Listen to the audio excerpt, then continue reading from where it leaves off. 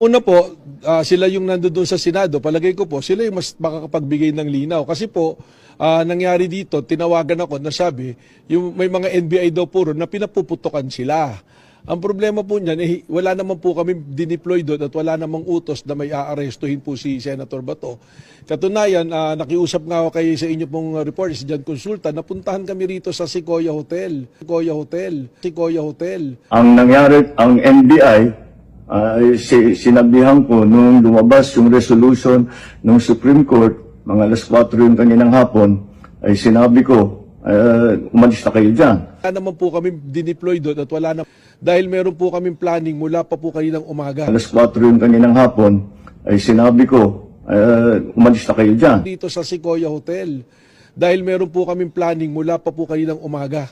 Ang NBI, sinabihan ko nung lumabas yung resolution ng Supreme Court, mga alas 4 yung kaninang hapon, dahil meron po kaming planning mula pa po kaninang umaga. ay sinabi ko, umalis na kayo dyan. Nandito po kami for a 3-day workshop and planning dito po sa Sequoia.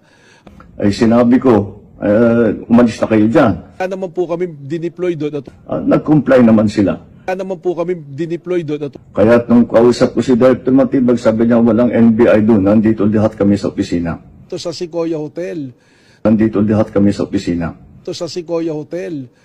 Kaya nung kausap ko si Director Matibag, sabi niya walang NBI doon, nandito lahat kami sa opisina. Dahil meron po kaming planning mula pa po kaninang umaga. Alas 4 yung kaninang hapon, ay sinabi ko, umalis na kayo dyan.